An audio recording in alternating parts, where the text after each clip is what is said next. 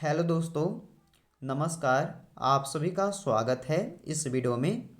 दोस्तों, आज की इस वीडियो में समान ज्ञान के कुछ ऐसे महत्वपूर्ण क्वेश्चन आपके लिए लेके आया हूँ जो आपके किसी भी एग्जाम में पूछे जा सकते हैं। तो दोस्तों, आप लोग इस वीडियो को पूरा ध्यान से देखिएगा, सारे क्वेश्चन काफ़ी इंपॉर्टेंट होने वाला है। तो चलिए दोस्तों, आज की इस वीडियो को शुरू करते हैं।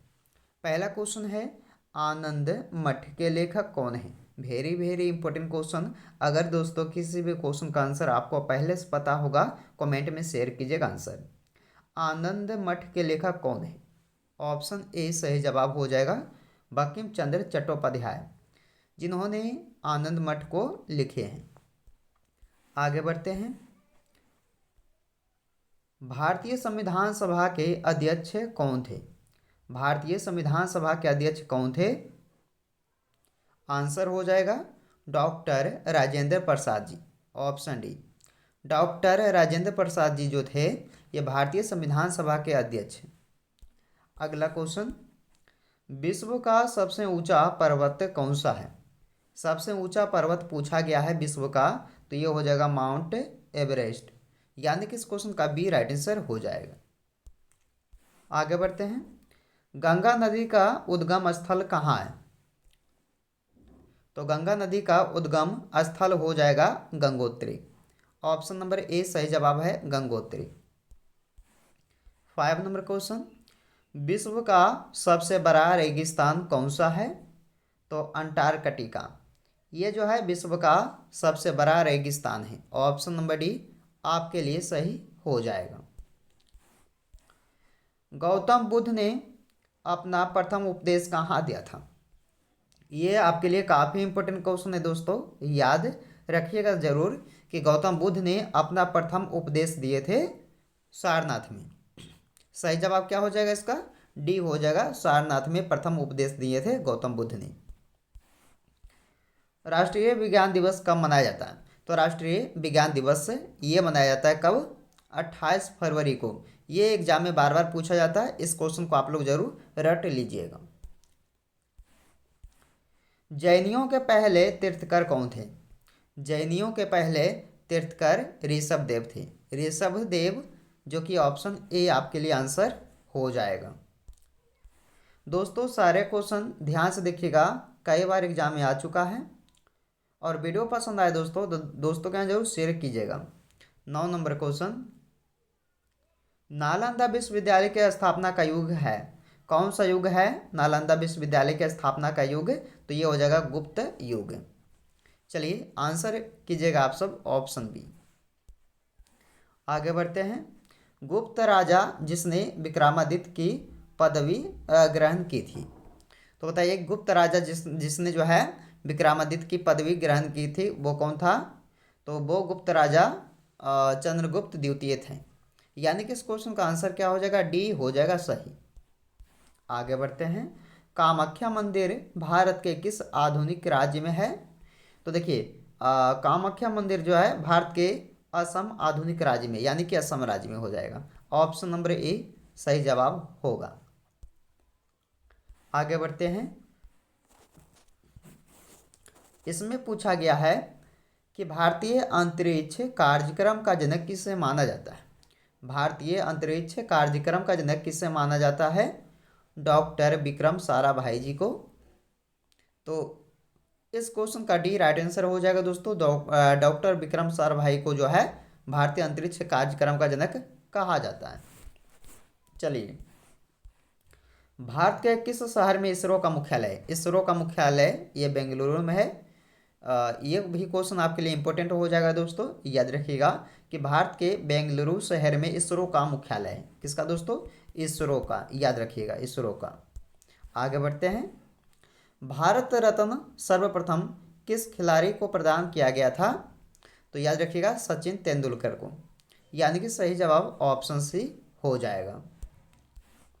चलिए, अंतरिक्ष में जाने वाली पहली भारतीय महिला कौन थी? तो महिला पूछा गया है तो कल्पना चावला हो जाएगा दोस्तों, यानी कि इस क्वेश्चन का डी राइट आंसर सही जवाब है। 16 नंबर क्वेश्चन, कलिंग का युद्ध किस वर्ष लड़ा गया था? कलिंग का युद्ध हुआ था 261 ईसा पूर्व में, यानी कि ऑप्शन नंबर ए सही जवाब हो जाएगा। कलिंग का युद्ध लड़ा गया था 261 ईसा पूर्व में, तो आप लोग याद रखिएगा ऑप्शन ए। लोनार झील किस राज्य में स्थित है? लोनार झील महाराष्ट्र राज्य में है। ऑप्शन बी सही जवाब हो जाएगा दोस्तों, महाराष्ट्र राज्य में लोनार झील स्थित है। विश्व स्वास्थ्य संगठन का मुख्यालय कहाँ हो जाएगा? जिनेवा में। दोस्तों ऑप्शन नंबर ए सही जवाब है, जिनेवा में जो है विश्व स्वास्थ्य संगठन का मुख्यालय है। आगे बढ़ते हैं। गिद्धा नृत्य शैली किस राज्य से संबंधित है? गिद्धा नृत्य शैली किस राज्य से संबंधित है? सही जवाब दोस्तों ऑप्शन नंबर ए, पंजाब राज्य से। किस राज्य हो जाएगा, किस राज्य से संबंधित है दोस्तों गिद्धा नृत्य शैली? तो ये पंजाब राज्य से, याद रखिएगा। 20 नंबर क्वेश्चन है कि दूध के घनत्व को किसके द्वारा मापा जाता है? दूध के घनत्व को मापा जाता है लैक्टोमीटर के द्वारा, यानी कि लैक्टोमीटर से मापा जाता है दूध के घनत्व को, याद रखिएगा। ऑप्शन नंबर ए सही जवाब हो जाएगा। गायत्री मंत्र की रचना किसने की थी? गायत्री मंत्र की रचना किए थे किसने? विश्वामित्र ने, यानी कि सही जवाब डी ऑप्शन, विश्वामित्र ने किया था और रचना गायत्री मंत्र की। अगला क्वेश्चन, अमृतसर स्थित स्वर्ण मंदिर को किसने बनाया?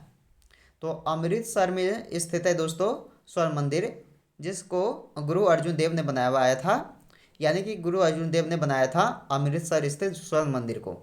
तो याद रखिएगा ऑप्शन ए सही जवाब हो जाएगा 22 नंबर क्वेश्चन को।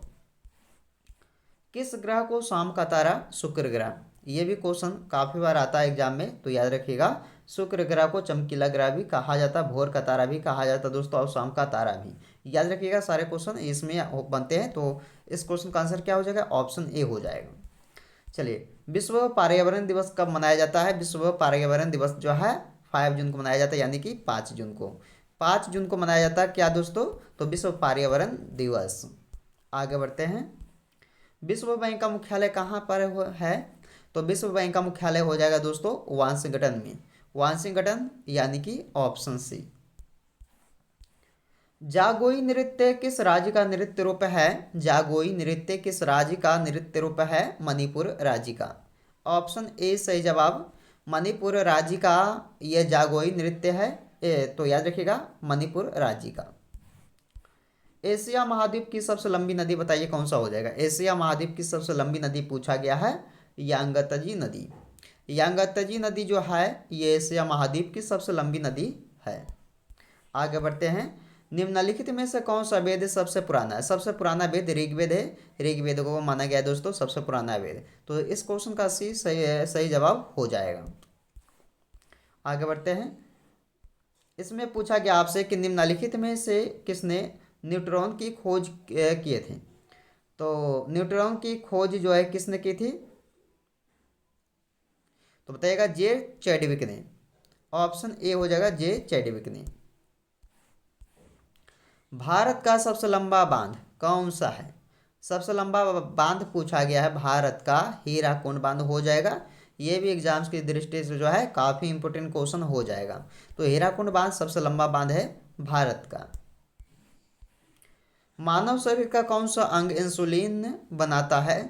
तो मानव शरीर का कौन सा अंग इंसुलिन बनाता है? तो ये हो जाएगा अग्नाशय अंग। अग्नाशय, जो कि आपके लिए डी राइट आंसर हो जाएगा। भारत का सबसे ऊंचा पर्वतीय शिखर कौन सा है? भारत का सबसे ऊंचा शिखर पर्वत शिखर कौन सा हो जाएगा? कंचनजंगा। ये दोस्तों भारत का सबसे ऊंचा पर्वत शिखर है, याद रखिएगा कंचनजंगा। रेल का जनक किससे माना जाता है? किससे कहा जाता है यानी कि माना जाता है? तो देखिएगा रेल का जनक जो है जॉर्ज स्टीफेंसन को कहा जाता है। तो याद रखिएगा ऑप्शन डी सही जवाब इस क्वेश्चन का हो जाएगा। आगे बढ़ते हैं। सबसे छोटी हड्डी मानव शरीर में कहाँ होती है? कान की हड्डी जो है दोस्तों, कान में ये जो है सबसे छोटी हड्डी होती है, जिसका नाम क्या होता है? स्टेपिज है। चलिए अगला क्वेश्चन। भारतीय रिजर्व बैंक की स्थापना कब हुई थी? भारतीय रिजर्व बैंक की स्थापना जो है 1935 में हुआ था। याद रखिएगा 1935, जो कि ऑप्शन डी में दिया हुआ है आपका कि भारतीय रिजर्व बैंक की स्थापना 1935 में किया गया था। अगला है टेलीफोन का आविष्कार किसने किया था? टेलीफोन का आविष्कार ग्राहम बेल ने किया था। ऑप्शन सी सही जवाब है। टेलीफोन का आविष्कार ग्राहम बेल द्वारा किया गया था। भारत का पहला परमाणु रिएक्टर कौन सा था? भारत का पहला परमाणु रिएक्टर कौन सा था? ध्रुव, कामिनी, पूर्णिमा या अप्सरा? तो अप्सरा आप लोग कीजिएगा आंसर कि भारत का पहला परमाणु रिएक्टर जो है अप्सरा है। अगला क्वेश्चन दोस्तों आगे बढ़ते हैं। इसमें पूछा गया आपसे कि भारत में हरित क्रांति का जनक किसे कहा जाता है? हरित क्रांति का जनक कहा जाता है डॉक्टर एम.एस. स्वामीनाथन जी को। यानी कि इस क्वेश्चन का डी सही जवाब। एम.एस. स्वामीनाथन को भारत में हरित क्रांति का जनक कहा जाता है। आगे बढ़ते हैं। जिम कॉर्बेट राष्ट्रीय उद्यान कहाँ स्थित है? ये भी एग्जाम में आता है प्रश्न, याद रखिएगा। जिम कॉर्बेट राष्ट्रीय उद्यान जो है उत्तराखंड राज्य में हो जाएगा, जो कि आपके लिए डी आंसर हो जाएगा सही। आगे बढ़ते हैं। भारत का पहला मुख्य चुनाव आयुक्त कौन था? भारत का पहला मुख्य चुनाव आयुक्त कौन था? सुकुमार सेन। बी सही जवाब है, सुकुमार सेन। चलिए दोस्तों लास्ट का क्वेश्चन आपके लिए है और इसका जवाब आप लोग कमेंट में दीजिएगा कि विटामिन डी की कमी से कौन सा रोग होता है? Scurvy, beriberi, anaemia, rickets. ये चारों रोग है दोस्तों। ये है कि विटामिन डी की कमी से कौन सा रोग होता है, आप लोग बताइएगा इनमें से कौन सा हो जाएगा। तो दोस्तों हमने जो है टॉप 40 सामान्य ज्ञान जी के इस वीडियो में कवर किए हैं, जो कि एग्जाम में आपको पूछे जा सकते हैं। तो ध्यान से इस वीडियो को पूरा ध्यान से देखिएगा और दोस्तों वीडियो पसंद आए तो एक लाइक करके दोस्तों का जरूर शेयर कर दीजिएगा। तो आपसे मिलते हैं एक नए वीडियो में, जब तक आप लोग इस वीडियो में बने रहिए।